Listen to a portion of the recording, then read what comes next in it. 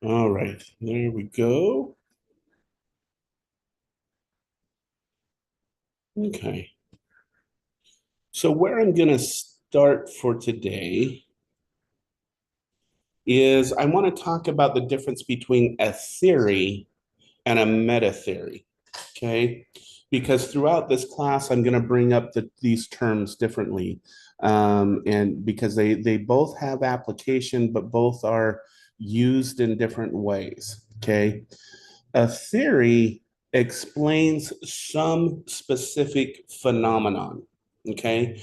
So, here in a little while, we're going to talk about psychoanalysis or psychoanalytic theory, which posits that most of our behavior, in fact, all of our behavior, are due to unconscious internal drives that drive all of our behaviors, our emotions, and our thoughts. Okay. That's a theory. Okay. A meta theory is a theory that overarches theory.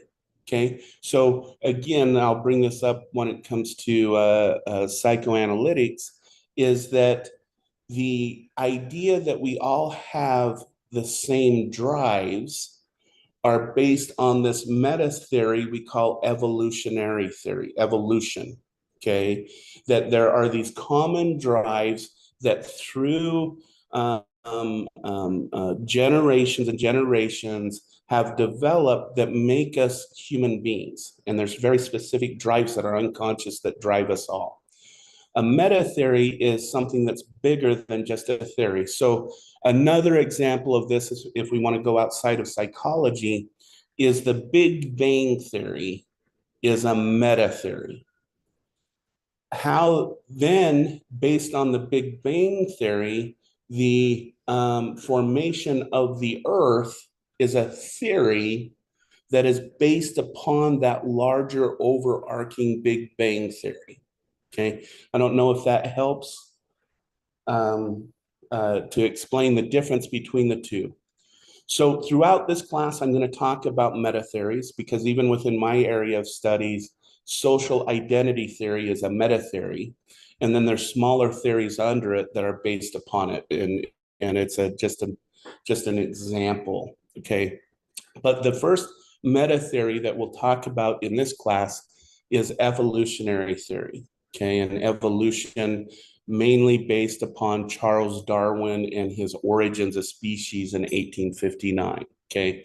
Now, I do want to bring up because there's always some conflict when you talk about evolution and evolutionary theory. And I want to give Charles Darwin some leeway within his theory. Okay. There has been, I knew, four biologists who went into biology to disprove evolutionary theory in favor of creationism theories in religion. And they spent their careers trying to disprove the two based on one or the other. And all four of them have come to the conclusion that there is no conflict between evolutionary theory and creationism. Okay. And I also want to bring up to kind of relieve anyone's anxiety about evolutionary theory, if there is some in this class, that when Charles Darwin published his Origins of Species, the theological community, and when we say theological, these are people who dedicate their lives to studying religion. The clergy, when I talk about the clergy, these are individuals that are dedicated to a certain religious belief and write about that religious belief. Okay. And then the secular community. The secular community is those individuals who don't take religion into consideration when they're evaluating something. Okay. Origins of Species was most criticized by the secular community. It was rejected largely by the secular community. But the theological and the clerical actually provided most of the support for the ideas of evolution because they saw it as an integral part of what they would consider God's plans. Okay, so I just want to bring this up because a lot of people have this conflict between evolution and creationism. And really, based upon the scholars who really study these things, from a scholarly perspective, there is no conflict. So I just wanted to bring that up so that that can be set aside for now, and that can be taken care of. So, what is the definition of evolution? And the definition of evolution is a gradual development of something, especially from simple to more complex. It's the idea that we start off as a simple celled organism, and evolution, through its pressures it puts upon us based on the environment, evolves it into a more complex species or a complex element. Okay. And that's our natural tendency. Now, this is a stretch if you want to think about it this way. If anyone's, in your adult years and you're getting there and you think back 5 years ago and you think life was so much simpler 5 years ago. Life was so much simpler when I was a kid. This is that kind of idea, if you want to put it into action, that things are meant to become more and more complex. Now, evolution happens over thousands of years. This example is just kind of an example of something that happens to us over the lifespan. Okay. So, and one of the aspects of Charles Darwin's theory is the idea of natural selection, that a given environment puts pressure on a species to pass along those genetics that are most adaptable for that environmental pressure. Okay, so he used finches along the coast, and he noticed that based upon the different environmental pressures, you could get a long-nosed finch, you could get a short nose based on the way that they have to feed. Their wings and stuff would be different based upon the different flight configurations that the environment demanded upon them. And so he used this as evidence of natural selection, that the environment pressures an organism into developing certain adaptive traits to survive within that environment. Okay. Now, this becomes really important because we'll talk about, for example, in the biological aspect, about the idea why are humans able to be adaptive to almost every environment on the earth. Well, we also have to think about this in the context that, yeah, so are beetles, so are ants, so are other species that are actually more abundant than human beings. They also are adaptable to each environment within the world. And how does that happen?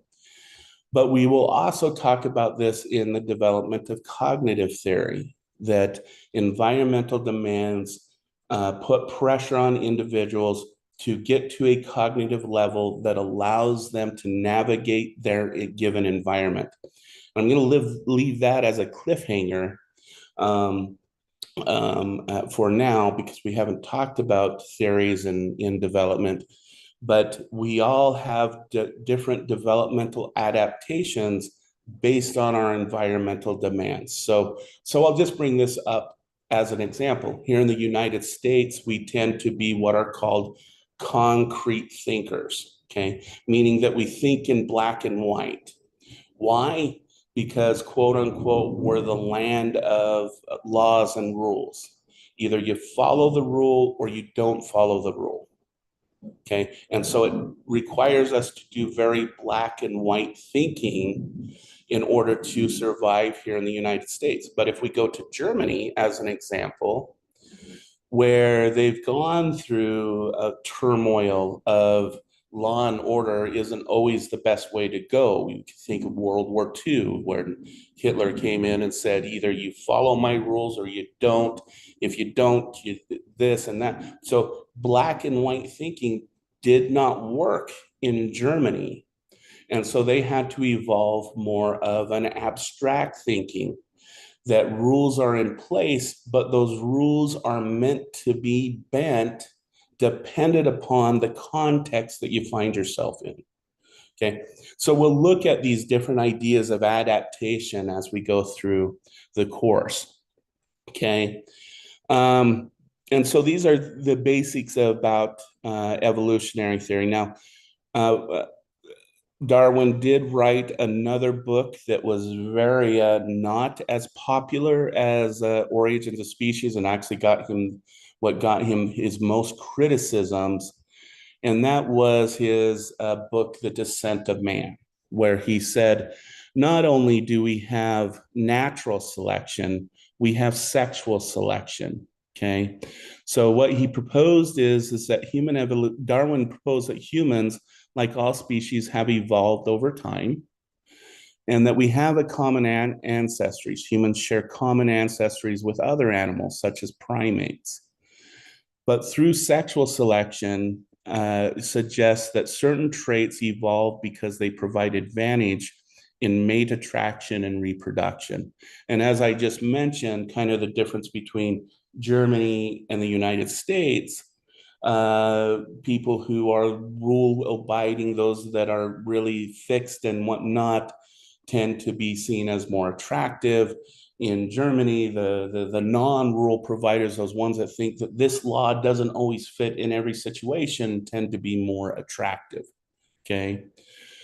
So he also said that natural selection in humans, human traits and behaviors can be understood through the lens of natural selection, where advantageous traits are passed on to offspring. Okay.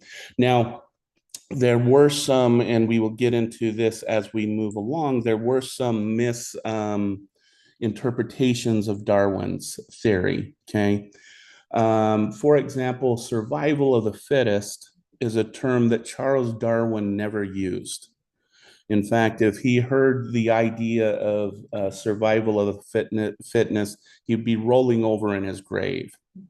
That was actually done by a sociologist who said that only the strong survive, which is not always true, dependent upon the demands that the environment puts onto the individuals. An example of this may potentially be what we're finding with autism. We are finding that people with autism have unique adaptive traits that the rest of us don't have. And what if, instead of seeing autism as a disorder, but we see it as a divergence or a diversity in the way human beings think? Because we're finding in our modern society, if you take some of the traits of autism, they probably could become more successful than a lot of non-autistic individuals. Now, I'm not talking about severe autism.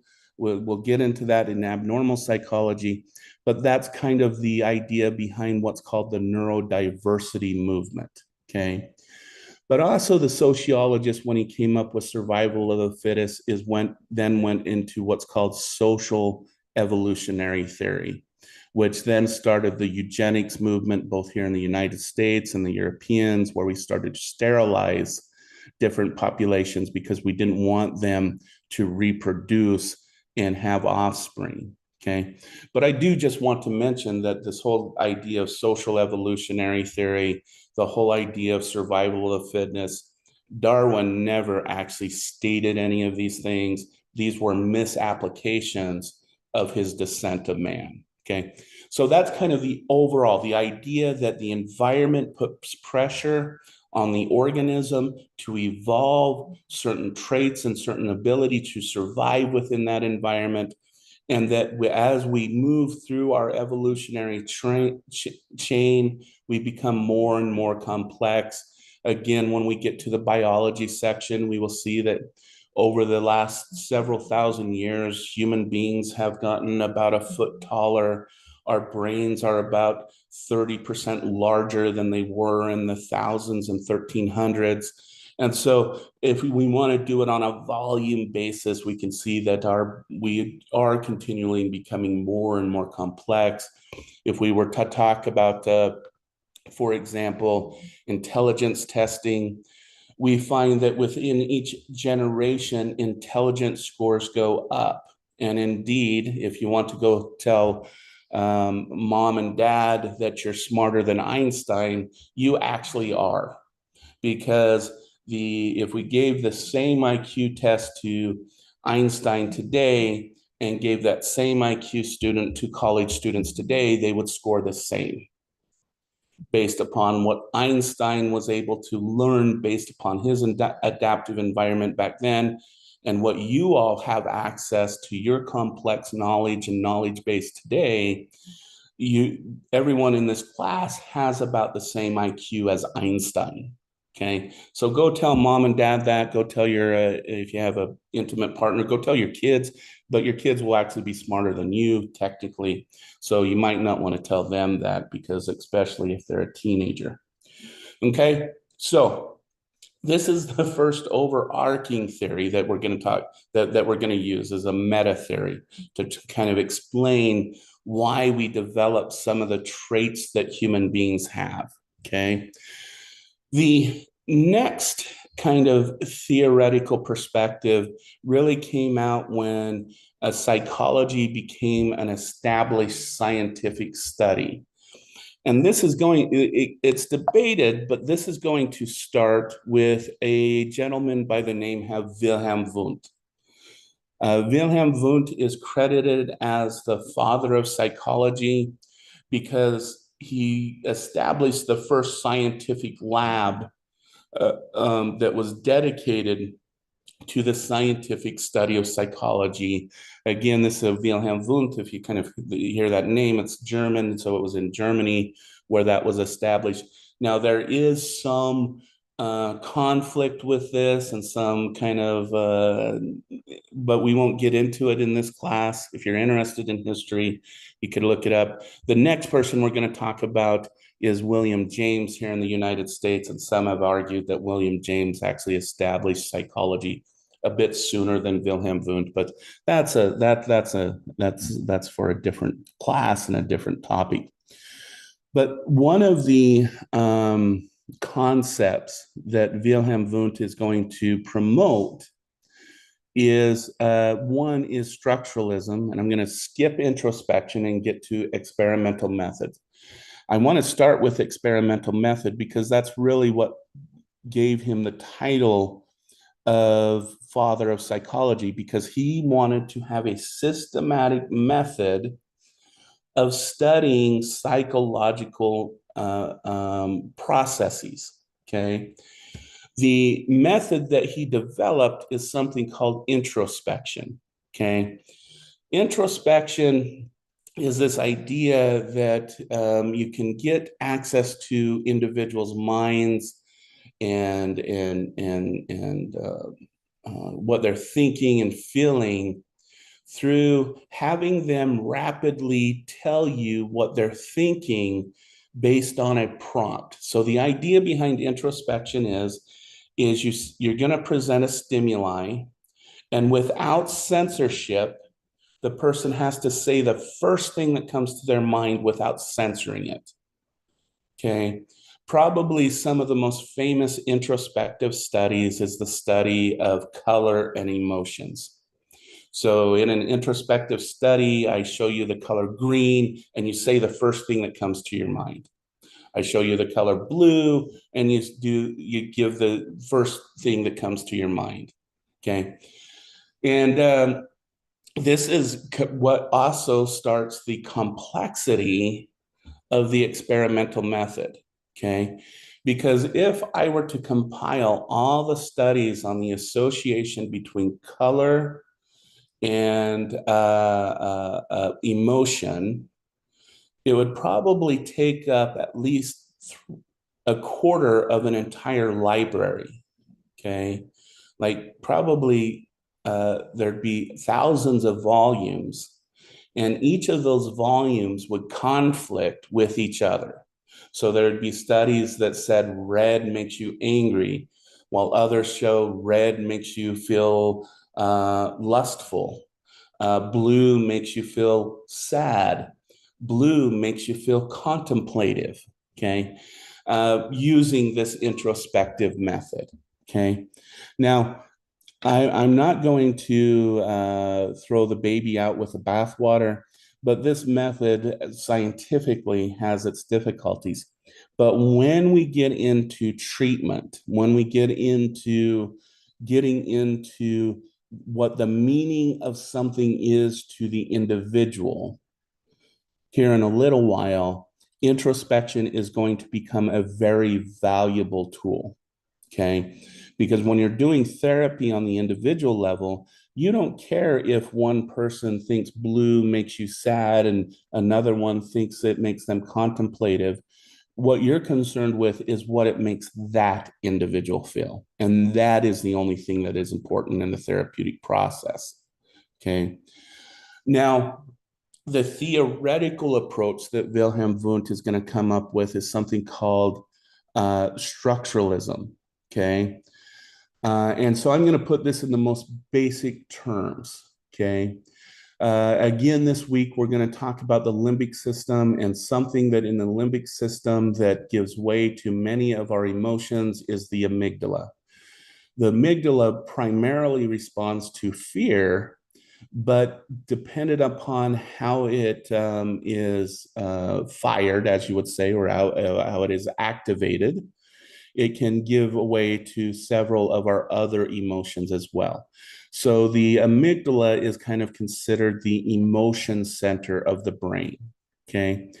If you state that the amygdala explains emotions, you're a structuralist, meaning that all you have to know is what structure the amygdala gives way to that psychological phenomenon, and then you have explained that psychological phenomenon, then that's all we know. You're what we call structuralist, meaning alls we need to know is what are the structures of the mind, what are the structures of mental processes.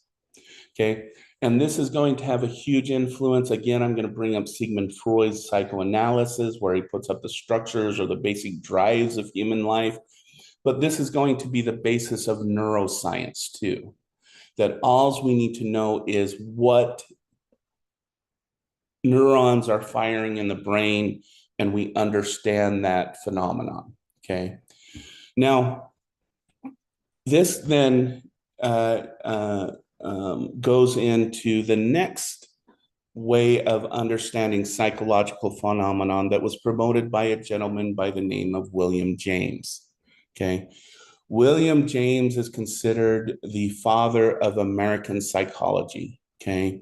He's one of the first that went from universities and even community to community and lectured on the topics of psychology. He was one of the first professors of psychology. And arguably, again, I'm going to say this, he may have actually developed a lab here in the United States slightly before Wilhelm Wundt. Okay. William James also was one of the first to write a textbook called The Principles of Psychology. And indeed, if any of you go on in the field of psychology, when you get into your graduate work, you'll probably read either one or two of the volumes of Principles of Psychology even today, because some of the things he writes about are very valuable. Okay. And so he comes along and he says, you know what? Knowing the structures of the mind doesn't tell us anything. What now? I'm going to put it in this terms. I'm going to ask you this: is if you've ever wondered, why do we get angry? What is the purpose of lust? Why do I feel this drive to be close to other people? Why do I make bad decisions? You are what we call a functionalist, okay? Because what William James said is, oh, cool, we know the amygdala has emotions and it turns on when we have emotions. So that's the structure. But why do we have emotions? What is the purpose behind it? What is its if we put it in evolutionary terms, what is its adaptive purpose? What does it mean to have an emotion or have a thought?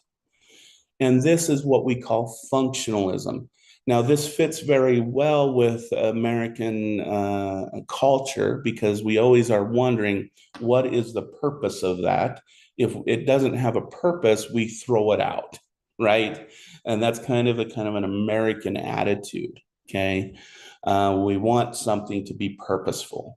Okay. Um, there are two concepts besides functionalism that we will talk quite a bit about in this class. And one is him and Carl Lang came up with one of our first theories of emotions, okay? Name called the James Lang theory of emotions. And what he proposed is that emotions, suggesting that emotions result from physiological responses to stimuli, meaning, and this is in modern terms is actually supported by modern neuroscience, okay? Because one of the things that we are going to learn is that we process things emotionally before we process things consciously and rationally. And we can see this through sensations and perceptions. When we perceive things, it first goes to the limbic system, which we don't really have conscious access to. It's the cortical areas that sit above it that give way to consciousness. We process things emotionally through the limbic system, which prepares us for action. And then that information, a second or two later, is sent up to the cerebral cortex, which then we become consciously aware of. And then we make a conscious decision on our action. Okay. The best example of this is I'm willing to bet everyone in this class has wanted to slap someone across the face or just slug someone as hard as you can for various reasons. Maybe you felt they were threatening. Maybe they were just one of those people that you look at and you just don't like, or something like that.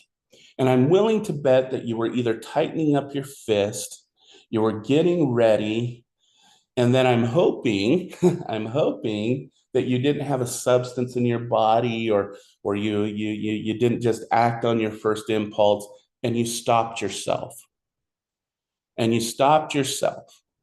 Okay, what is happening in the brain when that happens? Those anger emotions start to ignite the amygdala, which the amygdala prepares us for fight or flight. In this case, it's going to be fight. We're tightening up our fist. We're feeling the adrenaline. Okay. And then then that information is sent up to our frontal cortical area that says, if I hit this person, I'll get in trouble. If I do this, I might get arrested. If I do this, people are going to think badly of me. Okay. And then what happens is an inhibitory impulse is sent down to the amygdala that says stop. And the amygdala stops to fire. And we let our fists go and we get into a more relaxed phase and we back off. And we're like, okay, I'm not going to do that because we consciously evaluated this at a moment. And this is what the James Lang theory suggests, is that our emotions start physiologically, and then we have an interpretation of it, and then we have a reaction, okay? And we'll talk a lot more about this if we have time in our short 8 weeks together. We'll talk about psychopathology, which we find that track that inhibits amygdala impulse does not exist in people with psychopathology. And that's why they're so impulsive. They can become so violent and whatnot. And so we'll talk about this theory in different aspects, okay? The other thing that James introduced is the idea of stream of consciousness. Okay. And this is describing the mind as a continuous flowing process rather than a series of isolated events. Okay. Is that really, and, and to basically describe this process, it is basically stating that if I ask you today how you feel, like right now, maybe you'll say, hey, I'm having a great Monday, or I'm having a bad Monday. Okay. But we go to next week and I ask you this question again. You might have a slightly different response because your stream of consciousness, the things that you're continually thinking about, have changed, have moved, that we're never really in a static state of being. We're always in a changing, ever um, processing level of existence. Okay.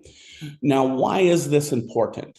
Well, one, it explains why we can change mood so rapidly based on what we're thinking about and the processes we're going through. But the other aspect of this is, again, that when we measure things at time A, they may be measured different at time B. And so saying that we should just look at things as a fixed thing is really not an easy thing to do. And that's what makes psychology so complex. And what William James referred to as psychology is that nasty little subject. Because unlike all the other sciences, we know that human beings are constantly moving, thinking, changing, and dealing with different thought processes, even if it's the same day, time, and whatnot. The other thing is this is also why human beings, in order to deal with this constant change in thought processes, become species of habit. That in order to deal with this continued stream of consciousness, we become habitual human beings, meaning that we tend to do the same things the same times every day, but interpreted differently. Okay. And we'll talk about this habitual behavior of human beings as we move through the class. All right. So those are all what we call meta theories. Okay. They're what all these other ideas, or what I'm going to call camps in psychology, really talk about. Okay. So I'm just going to pause really quick and just ask, does anybody have any questions on this idea of meta theories and the things that we've been talking about with these first three? Is there any questions? You can put it in the chat. You can unmute yourself, raise your hand. Thank you, Michael.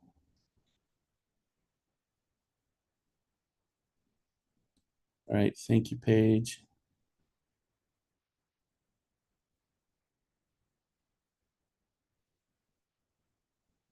All right. None. All right. Thank Teddy. Thank you, Shane. All right. Okay. So if there's one name that is very, when people hear the word psychology, people tend to instantly think about, it is this gentleman named Sigmund Freud.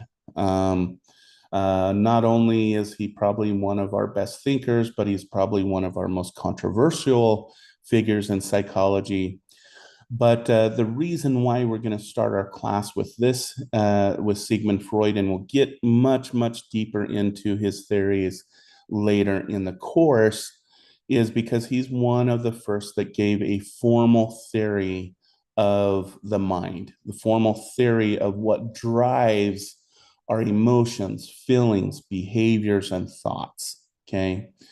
But I want to first put Sigmund Freud in just some quick context. Okay. Sigmund Freud was actually trained as a hardcore neuroscientist. In fact, I think his dissertation was on the nervous system of a frog. And Sigmund Freud very much wanted to be a part of the scientific community. He very much wanted to be a scientist. And he was a student of some of the top neuroscientists of the day. Okay. But he had this kind of thing that wasn't very popular in Europe at the time, and that was he was Jewish. Okay. And because he was Jewish, he wasn't allowed into the scientific academies. He wasn't allowed to be part of the scientific community because of his Jewish heritage. And so instead of becoming the scientist he wanted to be, he hung up a shingle and became a medical doctor, or what we would call a psychiatrist today. And of course, because he studied neuroscience, he went into neurology. That is explaining people's ailments that cannot be physically explained by any other explanation, such as a digestive problem or something like that, or a heart problem or whatnot. Okay, much like our neurologists today. Okay. Um, and one of the things that he posited is that, well, let me back up again. At the time, many of the patients that Freud saw were women. Okay. Again, I can kind of explain this in women because at the time, women couldn't go see a doctor without their husband's or father's permission. Okay. And so, if you could imagine a husband or a father and his daughter or wife is acting out, his acting can't be controlled, what are you going to do? You're going to send them to a doctor. Okay. Because you just can't deal with it anymore. And the majority of women at the time were diagnosed with something called hysterical disorder or hysteria. Okay. Where they would just have uncontrollable outbursts, as you would say. Now, the term hysteria or hysterical disorder comes from the idea of hysta. Okay. If you want to think about this, a hysterectomy is the removal rectomy of the female sexual organs, hysta. Okay. Because what hysteria was believed to be is the female organs wandering around the body, creating chaos and creating these emotional anger outbursts. And so this is why this was called hysteria or hysteronomy. Okay, hysterical disorder. Okay, and this is where we get the idea of that person is being hysterical. They're being outrageous. Okay. Okay. So most of them were being diagnosed with this disorder. There were several treatments, but one of Freud's colleagues, Dr. Brunner, had a specific client who went to Dr. Brunner and said, Dr. Brunner, I'm recommending you to all my friends. And he's like, well, why? And he said, because when I come talk to you, when we come do these talking sessions, my symptoms go away for several weeks. And then I come back, we talk some more, and I can go handle them again for another couple weeks. They relieve my symptoms. And I think you cure me. Okay. Well, Dr. Brunner and Dr. Freud got together and they came up with this term called the talking cure. Okay. Now, if any of you are going into counseling, especially using Western counseling techniques such as psychotherapy, counseling, occupational therapy, or any of those types of treatments where you talk to a person this is the roots of your profession, because the talking cure is going to develop into psychotherapy, which is going to develop into formal counseling processes. Okay. And so here we are with this talking cure. And then Freud kind of goes along and says, well, we have to establish a theory behind what we're doing when we're talking to a client. And he comes to the realization that when they talk to a client, they tell them things that maybe the client wasn't aware they were experiencing, or wasn't aware of how they were being perceived or reacting to a situation. And he came to this idea that what must drive most of human behavior, he's going to, in the end, argue all of human behavior, is unconscious processes and unconscious drives. Okay. Because people, in order to understand themselves, has to come to a professional who has access and understanding of what was driving their behavior, because they didn't have access to it. Okay. And so psychoanalysis is the idea that most or all of our behaviors are driven by unconscious drives. When we get into his theory later in the term here, we'll go back to the idea that he's going to use evolutionary theory to establish that human beings have two primary drives.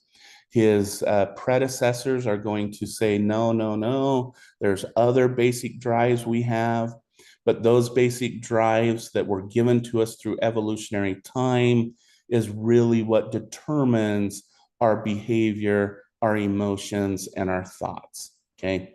So the first theory we have in psychology is an unconscious theory. It's going to make humans deterministic, meaning that you are not in this class today because you chose to be in this class today, but there was something about your drives, your unconscious mind that put you here.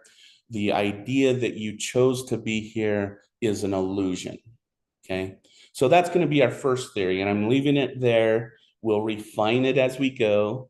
But then the next theory that we need to talk about is, and we might need to, oh my goodness, we're going to be behind on these things. The next theories we're going to talk about is what's called behaviorism and humanistic theory. Okay. These two theories, while are going to come out of the idea, well, no, let's start with behaviorism. Okay. If you think about Freud's theory, how do you scientifically study something that you don't have access to? And how do you study something that is a circular theory? Think about Freud's theory. I slapped that person because of unconscious drives. Why did you slap that person? Because my unconscious mind motivated me to. So it's a circular theory. No matter what, you can't test any point of that from a scientific perspective. Okay. And it's starting to sound more philosophical than scientific. Okay. And here in the United States, in our kind of, black and white thinking, as I mentioned before, psychologists here in the United States became very, very dissatisfied with the idea that we're going back to philosophy. And what they wanted to do here in the United States is establish the scientific study of human behavior. Okay. And so what they posit is, just like the naturalist sciences, we should only study those things that are observable. And what is observable? Stimuluses in the environment and responses of the organism. Okay. And this is what became known as the behaviorist approach or behaviorism. That in behaviorism, what are we going to study? And in the environment and how that organism responds to the environment. And this is going to dominate American psychology for about 40 years. It's really going to take off, and it's going to really give some precedence.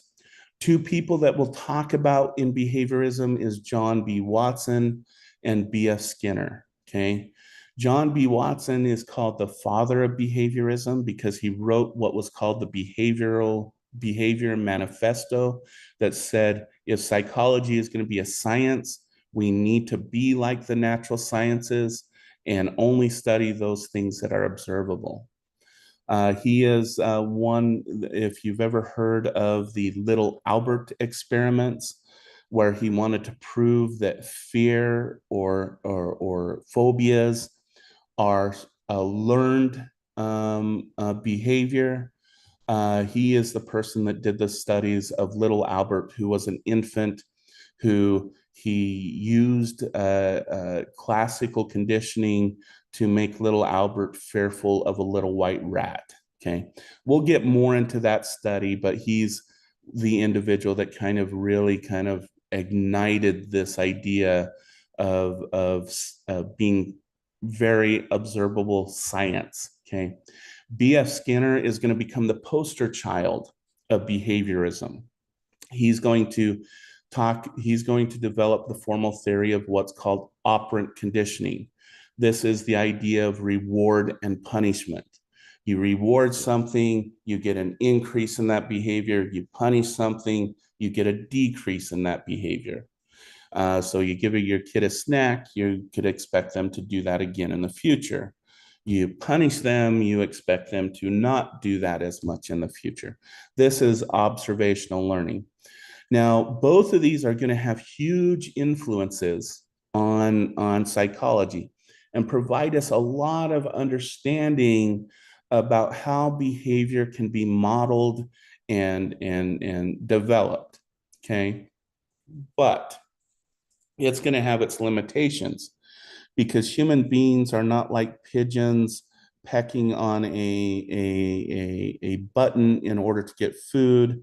Humans are not a mouse or a rat in a cage trying to find the exit. We have this thing called decision making, this frontal cortex that that really processes information on a conscious level. So it's going to break down and lose favor over time. And as we get to, for example, studies of learning, we're going to actually find that language, the acquisition of language, is going to be the downfall of behaviorism. Okay. But I do want to just bring up, because this is, again, we always want to tie something so everyone can kind of remember these terms, remember the people that are tied to behaviorism. So I'm going to give two kind of quick stories about John B. Watson and B.F. Skinner, like I did with Freud. So you remember these fellows. John B. Watson, when he was doing the little Albert experiments, was working with a graduate student. Her last name was Rainier. Him and Rainier were actually having an affair during the little Albert experiments. Okay. And I think it was Columbia University he was working for. I can't remember. The university he was working for came and said, and again, at this time, you know, they could do these things. They said either you break off the affair with Rainier and you can stay on with us, or you continue your affair and you'll be fired. Okay. Well, what Watson did is he quit the university, divorced his wife, and married Rainier. Now, I feel very sorry for his wife. That's an awful thing, but I do have to say him and Rainier remained married for over 50 years. She actually died 10 years before him, and he, for the last 10 years of his life, was locked up in his house, in his little library, in a deep alcoholic depression. So, if you want to say, okay, feel sorry for the wife, but the idea that can love exist beyond the grave, yes, it can. But that's not the exact that. If that helps you remember Watson, that's good. What Watson did after that is he actually became very wealthy going into marketing, because what he first did is he went to this coffee company, and this coffee company at the time, in order to increase sales, retailers felt like they had to increase the quality of their product. Okay. You sell more with better quality. Okay. And what Watson kind of said is, no, I don't think you have to. And so he set up these series of studies where he took the original coffee can from the company, which was very plain. It had the name of the company, coffee, where it was from. And then he had this really, really flashy coffee can that had all these decorations on it and whatnot. Same product, different can. And then he had taste test. Which coffee do you prefer? And even though it was the same coffee, the people who drank out of the fancy can said that coffee was the best coffee. Far none, this stuff tastes cheap, blah, blah, blah. And so he argued that you don't have to increase the quality of your product, you have to increase the um, uh, flashiness of your product. Okay. I call this the macaroni and cheese phenomenon. There are people who love macaroni and cheese that say that the Kraft macaroni and cheese is far none better than the generic Kraft macaroni and cheese. But if you go to your retailer's aisle and you read the back of the boxes, the generic and the Kraft often come from the same processing plant.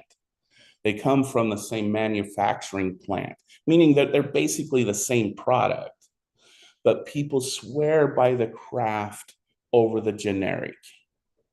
And so this is something he became very wealthy off of this by just showing, no, you don't have to increase quality, you just need to increase its appeal. Okay, so that's John B. Watson. That's maybe a couple ways to kind of remember this guy. B.F. Skinner is actually the person that should be credited with giving us our first precision bomb. Okay, because he was commissioned by the armed forces during World War II to develop a precision bomb. How did he do this? He trained pigeons on a map first to peck at a certain location on the map.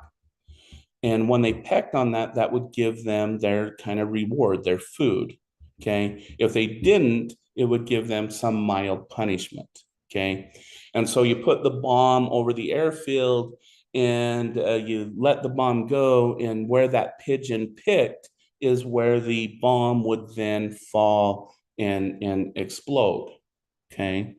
So our first precision bomb was actually operated by pigeons. However, and this is kind of a moral quorum, while people have no problem throwing a bomb at actual human beings, for some reason, our armed forces and our government had issues blowing up pigeons. So it was never actually used in live combat because people had issues with blowing up pigeons, but not blowing up other human beings. So if that's a good way to remember B.F. Skinner, that's a mnemonic that you can use as far as training, reward, and punishment. Okay. The last theory, and then again, I'm sorry, we'll have to leave the last few of these for tomorrow. I'm so sorry. I thought I'd get through these today, but I think I'm long-winded. The last one that I want to talk about is humanistic theory. Okay. Now, this one grew out of dissatisfaction with Freudian theory and behaviorism, because both with Freudian theory and behaviorism, psychoanalysis and behaviorism, they're both what we call deterministic theories. So, as I mentioned with psychoanalysis, your behaviors are not determined by your conscious will to do something. They're determined by things that you have no control over, by your unconscious drives. With behaviorism, just like that, you don't determine your behaviors. Your behaviors are determined by a series of conditioned responses that led you here. So you didn't choose to be here. It was your history of reward and punishment that put you here today. Okay. So,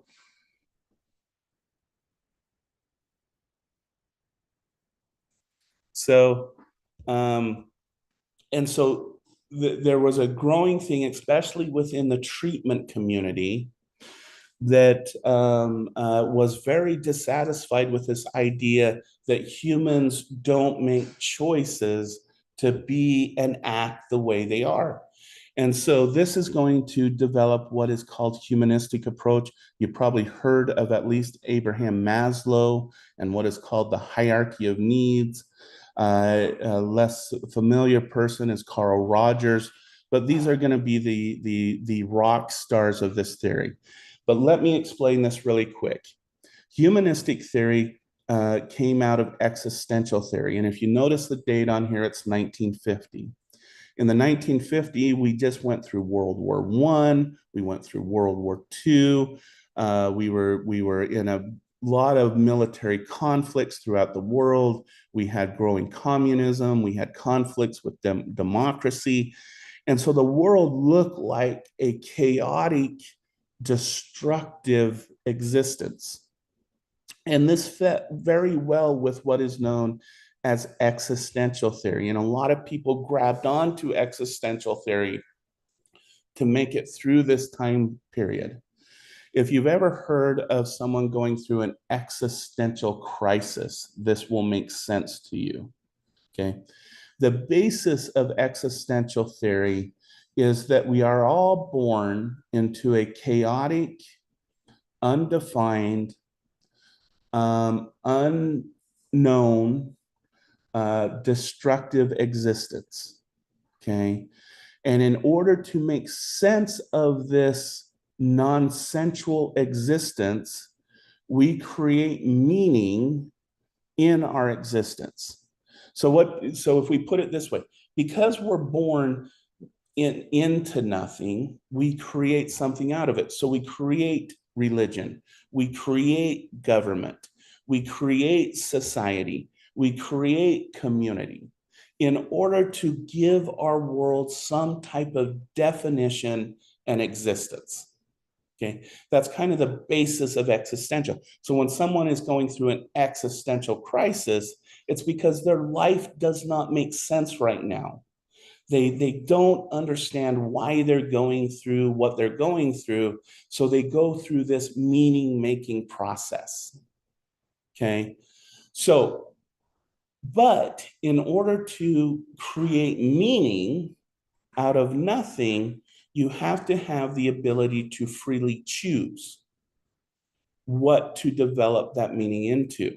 So, what existential gives us is this notion of free will, this notion that I can choose my existence, I can choose my actions. Okay. And if you think about the existential philosophy, it's the idea that what do we want to do in our life? We want to have a complete and total understanding of who we are and our complete potential. And this is our drive, if you want to put it this way, with free will, is to come to this complete understanding of who we are as human beings. Okay. Now, again, the two people that are going to develop now the humanistic side of it is Abraham Maslow. And what they're going to just really argue really quick is that what we all want to become, I'm just going to use the letters, is self-actualized. Okay. In Maslow's term, this is a complete understanding of oneself. I'm actually going to use Carl Rogers' definition when we get to this point. But if you remember, I mentioned that most people in this class probably can recognize this from high school, an HR lecture. If any of you are in the social services or have spent much time on the internet with means, Abraham Maslow came up with what is called the hierarchy of needs, which he argues that in order to become self-actualized, we have to have all of these needs in place. The first one is we have to have our biological needs. We have to have food, water, warmth, shelter. The second one, and I'm just summarizing these for us right now, is we have to feel safe where we're at. Okay. This the third need that we need fulfilled is our, I'm going to have to use the term SO. We have to have our social needs. We have to have healthy relationships, a connection with our community, connection with our family. And then the third one is we have to have our esteem needs. We need to think well of ourselves. And only when we have these needs aligned and we have these met, we can then and only then can we understand ourselves completely. Okay. Now I mentioned HR, I mentioned therapy. This is basically the things of a healthy company. And this is why it's so popular in the HR world. What is the signs of a healthy company? You pay your employees well so that they have a place to live, they can feed their family, they can feed themselves. You make sure that you have a safe workspace that they can come to and enjoy. They have opportunities to interact with their coworkers and their workmates. You give developmental or career development opportunities so that they can enhance their skills and enhance their abilities. And if you think about this, this is all the healthy aspects of a high-performing organization. Okay, I mentioned therapy and treatment. My social workers in the class, when you do a psychosocial history, you ask, do your employees have the ability to meet their basic needs? Do they have housing? Can they get food? Can they get water? Employment? Do they live in a safe home? Is there domestic violence? What about their community? What about gangs? You ask about, do they have healthy relationships with their family, friends, and intimate partners? Do they have symptoms of depression or anxiety? And so this is all the elements of a good, what we call psychosocial assessment when someone comes in for treatment or health, either in the social work sphere or the counseling sphere. Okay, so we'll get more into this theory later in the course, but I just want to wrap up. So self-actualization, I mentioned that I want to use Carl Rogers' definition. He believed in that we have two aspects to ourself. We have, and I'm going to use the letter R for the real self, and I'm going to use the letter I for the ideal self. Okay. The real self is the person that exists right here, right now. This is you in action, in place, with just who you are in all aspects of who you are. The ideal self is who we think we should be. So we should be the best mother. We should be the best father. We should be the 4.0 student. We should be the employee of the month or the week every time. We should be the highest earning. We should be a rock star. Okay. What Rogers found is that the greater distance between the real self and the ideal self, the greater levels of dysfunction we see. So yes, when we measure these in the clinical setting, if there's a huge disparity between who a person is right now and who they think they are, the more intense symptoms of depression they experience, the more intense symptoms of anxiety they experience, the more intense symptoms of trauma symptoms they experience. It is one of the best predictors of eating disorders. Okay. But what we find is through the therapeutic process, the closer and closer these are together, the less symptoms a person experiences in all of those domains. Okay. So what Rogers said is a self-actualized person is when the real self and the ideal self are one and the same. Okay. Meaning, this doesn't mean you become the rock star or the number one mother or the 4.0 student. No, what this means is that you become completely acceptant of both your good qualities and your bad qualities.